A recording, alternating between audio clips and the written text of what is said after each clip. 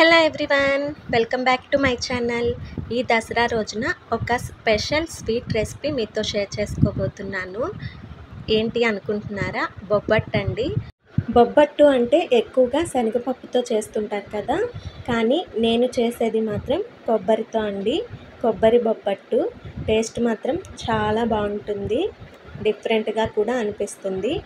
ఒక్కో సైడ్ ఒక్కోలా అంటారు, బొబ్బట్టు అని, భక్షాలు అని, పోలిగలు అని. నేను మాత్రం బొబ్బట్టు అనే అంటాను. సో ఇంకెందుకు ఆలస్యం, ఈ టేస్టీ బొబ్బట్టు రెసిపీ ఎలా చేయాలో చూసేద్దామా? ఫస్ట్ ఒక బౌల్ తీసుకొని ఒక 2 గ్లాసెస్ వరకు మైదా పిండిని వేసుకోవాలి. కొంచెం హెల్త్ కాన్షియస్ ఉండేవాళ్ళు మైదా పిండి నచ్చకపోతే గోధుమ పిండినైనా వేసుకోవచ్చు. ఇందులోనే కొంచెం సాల్ట్, అలాగే కొంచెం పసుపు కూడా వేసుకోవాలి. పసుపు వేయటం వల్ల బొబ్బట్టు అనేది మంచి కలర్గా ఉంటుంది. ఒకసారి మిక్స్ చేసుకొని కొంచెం కొంచెంగా వాటర్ వేసుకుంటూ పిండిని సాఫ్ట్గా కలుపుకోవాలి.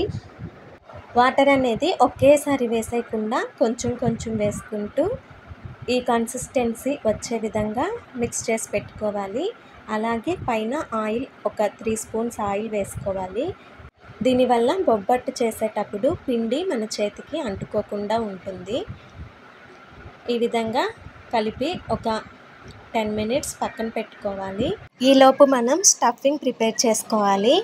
ఇక్కడ నేను 2 టెంకాయలు తీసుకున్నాను. ఈ 2 టెంకాయలని పగలగొట్టి ఇలా చిన్న చిన్న పీసెస్గా చేసుకోవాలి.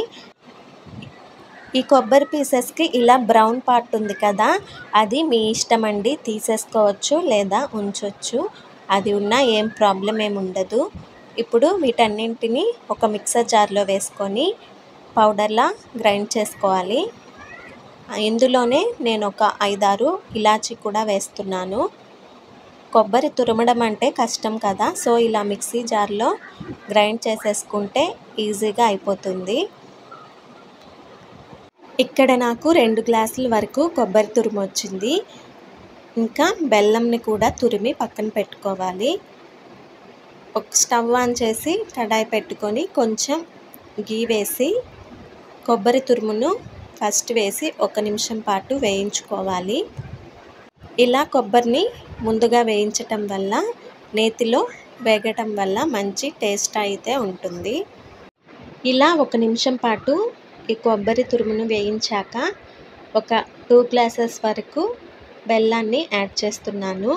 ఇక్కడ బెల్లం తీపి అనేది మీ చాయిస్ అండి, కొంచెం తగ్గించైనా వేసుకోవచ్చు. నేనైతే 2 గ్లాసెస్ వేస్తున్నాను. ఇప్పుడు ఈ బెల్లం అంతా కరిగి మంచిగా కొబ్బరిలో మిక్స్ అయిపోవాలి. ఇలా వచ్చేంత వరకు కలుపుతూ ఉండాలన్నమాట, మీడియం ఫ్లేమ్లో పెట్టి.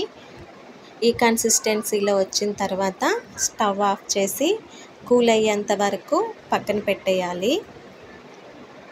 ఇన్ కేస్ బెల్లంలో ఇసుక ఏమైనా ఉంటే ముందు బెల్లం కరిగించి తర్వాత కొబ్బరి తురుములో యాడ్ చేసుకోండి.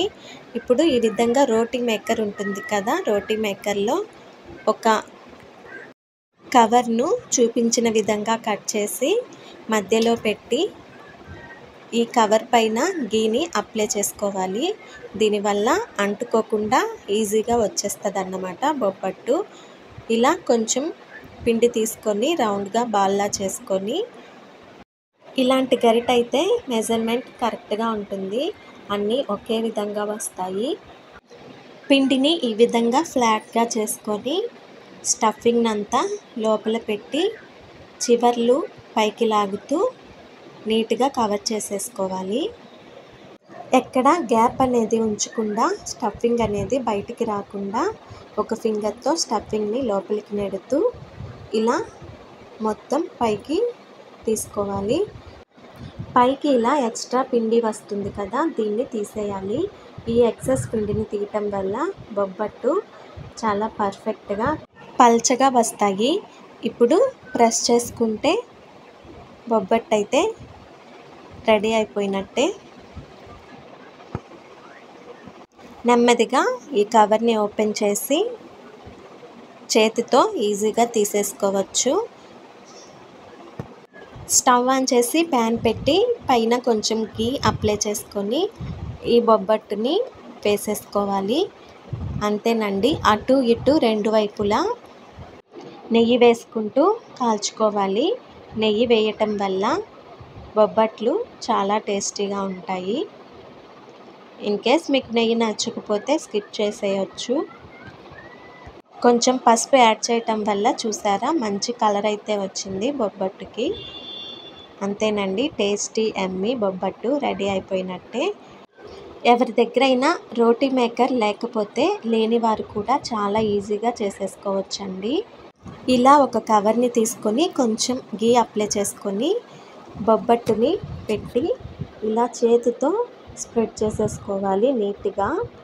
కొంచెం జాగ్రత్తగా ఇలా నెమ్మదిగా స్ప్రెడ్ చేసుకున్నామంటే ఈజీగా వచ్చేస్తుంది. ఈ విధంగా అయినా కూడా బొబ్బట్టు చేసుకోవచ్చు.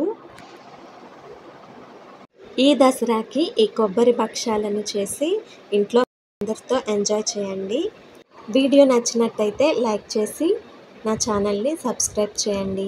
మరిన్ని కుకింగ్ వీడియోస్ కోసం నా ఛానల్ని ఫాలో అవ్వండి. అలాగే పక్కనే ఉన్న బెల్ ఐకాన్ని క్లిక్ చేయండి. Thanks for watching. Bye bye.